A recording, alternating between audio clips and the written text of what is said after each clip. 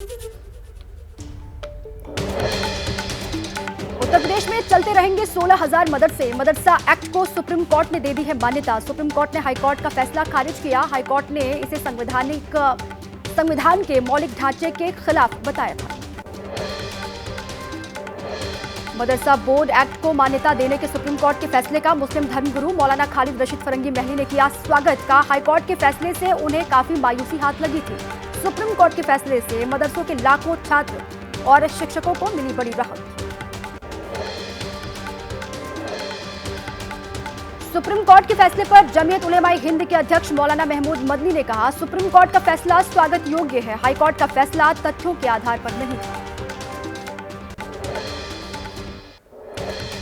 मदरसा act पर supreme court के फैसले के बाद सियासत तेज है। समाजवादी पार्टी के विधायक अतुल प्रधान ने कहा, यूपी की सरकार सिर्फ लोगों को धर्म और मजहब के जरिए बांटना चाहती है।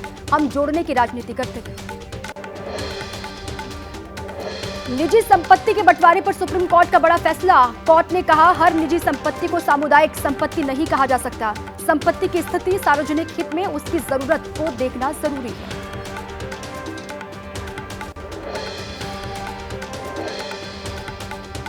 झारखंड के कोडरमा में चुनावी रैली के दौरान गरजे सीएम योगी आदित्यनाथ। उन्होंने कहा कि औरंगजेब ने देश को लूटा, मंत्री आलमगीर आलम ने झारखंड को लूटा। कांग्रेस, झारखंड मुक्ति मोर्चा और आरजेडी को गरीब विरोधी बताया। झारखंड के चतरा में चुनावी सभा को संबोधित करते हुए हेमंत सोरेन ने बीजेपी को घेरा। कहा, हमारी जंगल और जमीन पर उनकी नजर है। घुसपैठ के मुद्दे पर कहा, घुसपैठ को रोकना केंद्र सरकार का काम है, राज्य सरकार का नहीं। महाराष्ट्र के बारामती सीट बनी नाक की लड़ाई। विधानसभा क्षेत्र में शरद पवार ने किया चुनावी प्रचार। अजित पवार के खिलाफ उनके भतीजे योगेंद्र पवार हैं चुनावी मैदान। मुंबई की मानखुर्द शिवाजी नगर सीट पर महायुति गठबंधन के 2 उम्मीदवार एनसीपी अजित गुट के उम्मीदवार नवाब मलिक ने नाम वापस नहीं लिया। कहा कि इस सीट पर नवाब मलिक वर्सेस ऑल की लड़ाई। आज अपने संसदीय क्षेत्र रायबरेली के दौरे पर राहुल गांधी है। क्षेत्र में पहुंचते ही बचरावा में मौजूद पिपलेश्वर मंदिर में भगवान के दर्शन पूजन किए। राहुल के साथ अमेठी के सांसद किशोरी लाल शर्मा मौजूद रहे। रायबरेली की जनता को राहुल की सौगात। बतौर सांसद राहुल गांधी ने कई सड़क परियोजनाओं का लोकार्पण किया। नवनिर्मित शहीद चौक का उद्घाटन भी राहुल गांधी ने किया।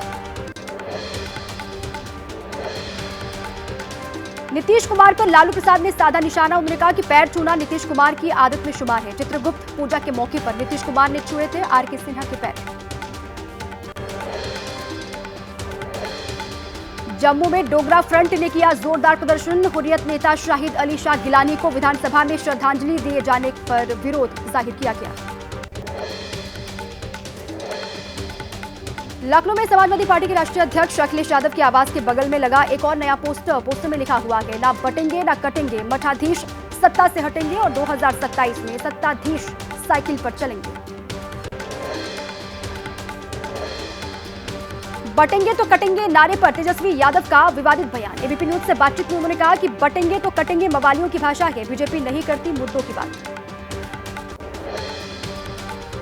अभिनेता सलमान खान को लॉरेंस के भाई के नाम से मिली धमकी। मुंबई ट्रैफिक कंट्रोल सेल को मैसेज मिला। धमकी देने वाले ने मंदिर जाकर माफी मांगने के लिए कहा।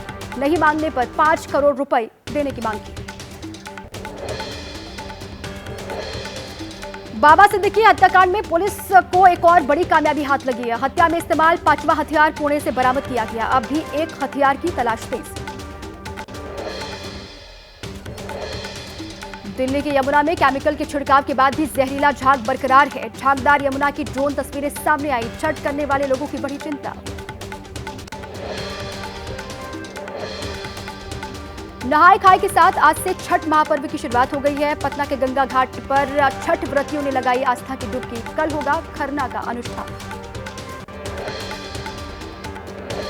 अयोध्या में भी छठ महापर्व को लेकर राम की पैड़ी पर व्रतियों ने किया स्नान। 7 नवंबर को दिया जाएगा भगवान भास्कर को पहला अर्घ्य।